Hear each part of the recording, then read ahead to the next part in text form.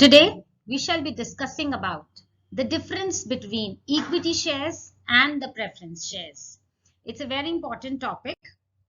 See, whenever a joint stock company decides to issue the shares to the shareholders, these shares, they may be either equity shares or they may be the preference shares. Now, what is the difference between these two shares? Let us understand that this shows the total capital of a company. Total capital means the total money with which we will be working. That is the total capital. And if I divide this total capital into small units and I pick one unit from these units, that is called a share. A share is a share in the total capital of the company. How I divided this total capital into small subunits, and if I pick one subunit, that will be termed as one share of the company. And this is how the company is issuing shares to the public to collect the money. Equity shares are also called ordinary shares. Why they are called ordinary shares, we shall be discussing in the slides to follow.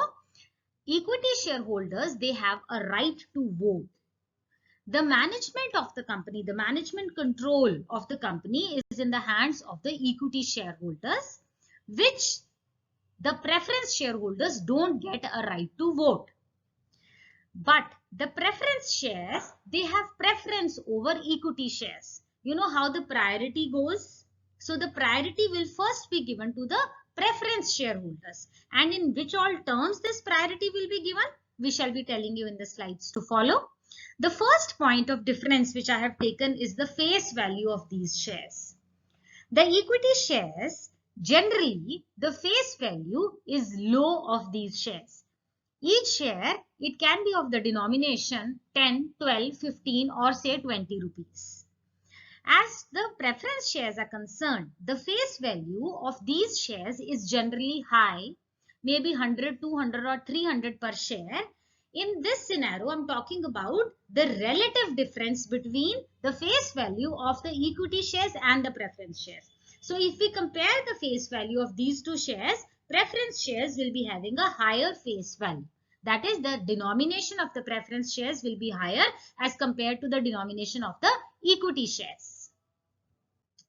Second comes up the right to dividend.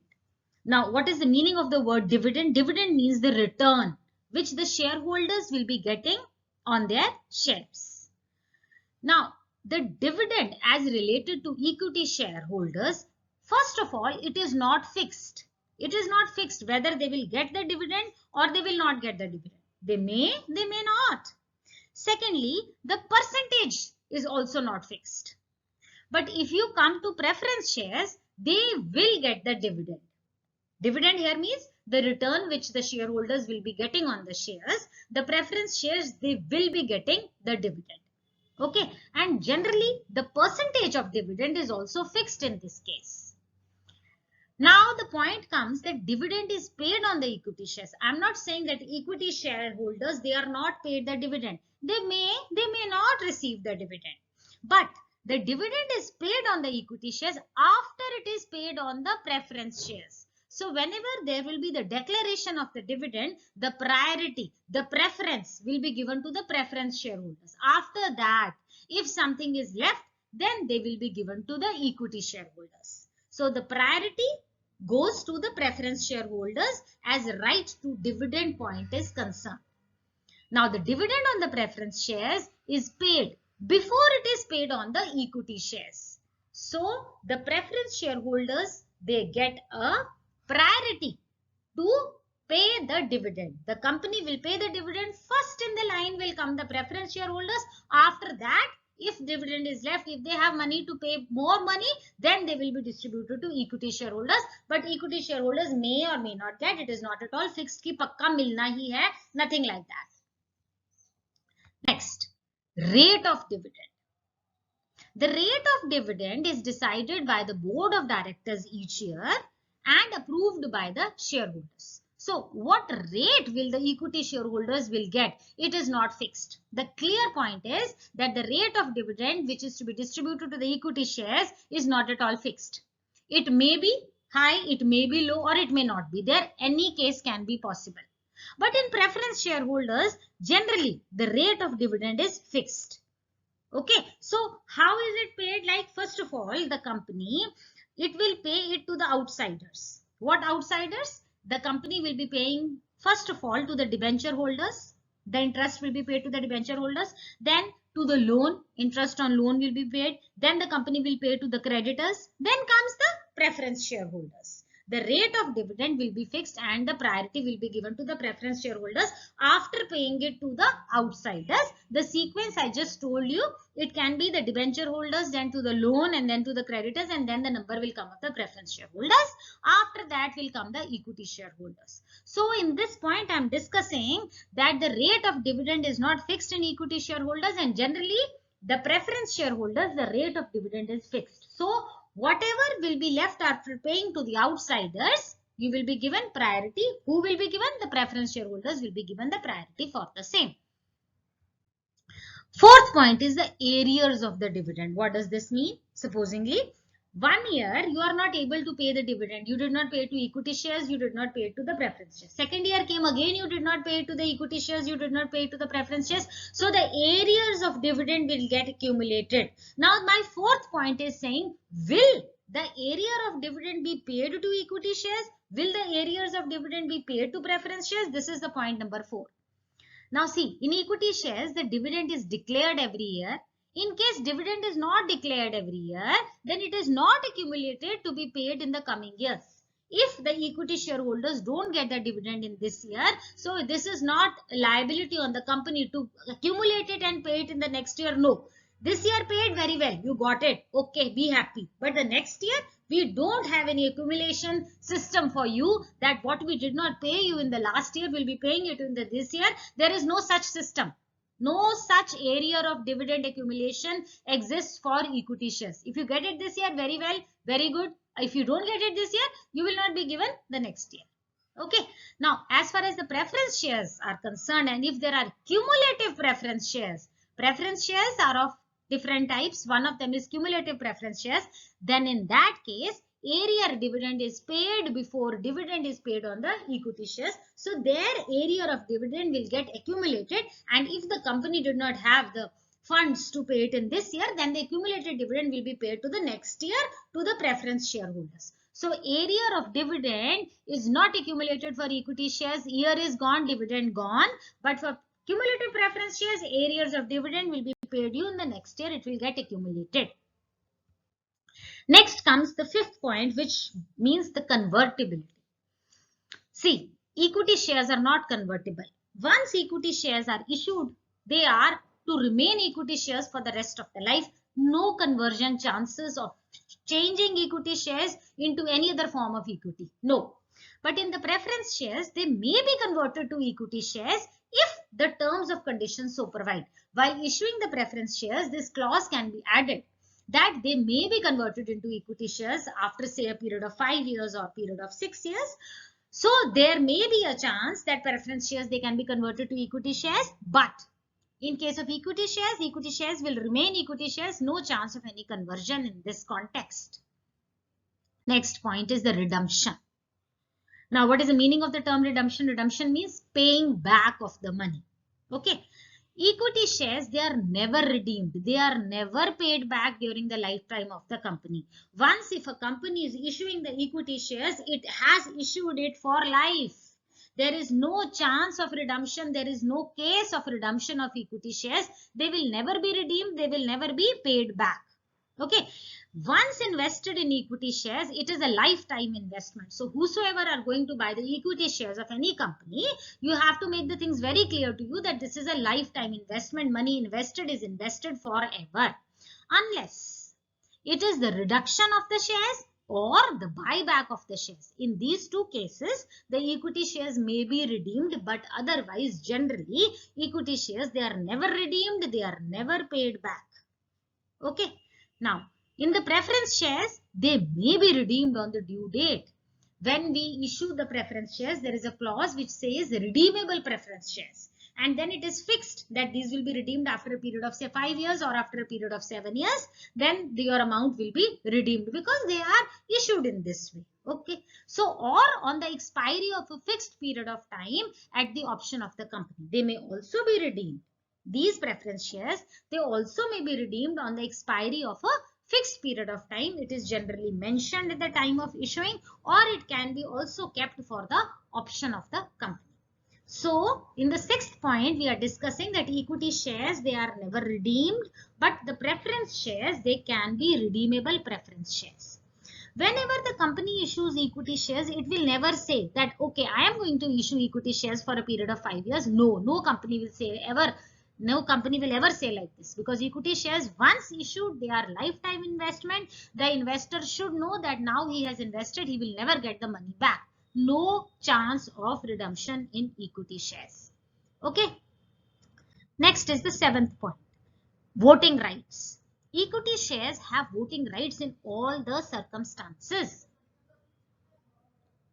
This means that the management control of the company lies in the equity shareholders' hands. They have very well voting rights and they vote for the management of the company. They even elect the board of directors. But in the preference shares, they have voting rights only in special circumstances.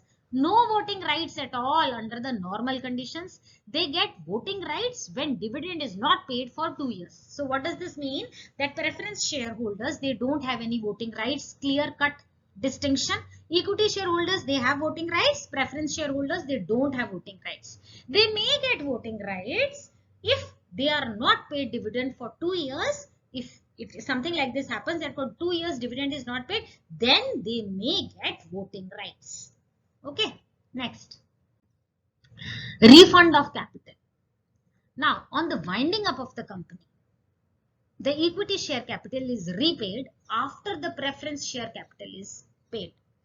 Whenever what happens at the time of winding up? At the time of winding up, the company first will pay it to the outsiders. First it will pay to the debenture holders, then the loan, and then the creditors, and then comes our shareholders. And in the category of shareholders also, the priority will be given to the preference shares. On the event of winding up, equity shareholders, they will be repaid, if at all, after the preference share capital is paid. So no priority to equity shares, their number comes up the last in the list.